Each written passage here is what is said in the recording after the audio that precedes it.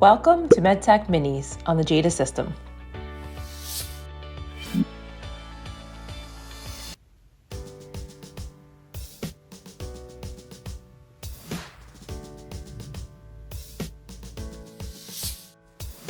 Today we will give an overview on how to place JADA.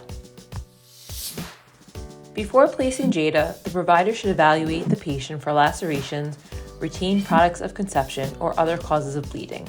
The provider should sweep any clots from the uterus, ensure that the bladder is empty, and confirm that the cervix is dilated at least 3 centimeters to allow placement of JADA.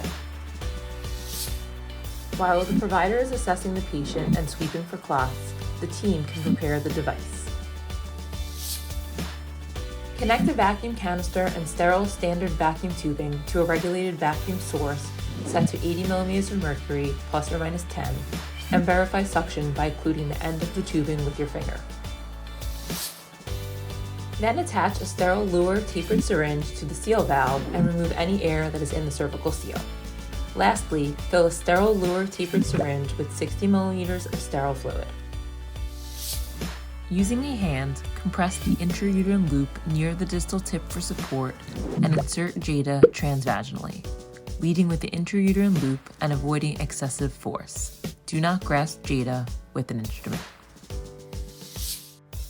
Place JADA with the intrauterine loop located in the uterus and oriented in the frontal plane of the body by assuring the seal valve is oriented at either 3 or 9 o'clock. While securely holding the seal valve, attach the Luer tapered syringe to fill the cervical seal with 60 milliliters to 120 milliliters of sterile fluid to achieve coverage of the external cervical os and create a seal for vacuum. After the vacuum pressure has been set and confirmed, connect JADA to the sterile vacuum tubing. Blood flow into the vacuum tubing and/or improvement in uterine tone should be noted after initiation of vacuum.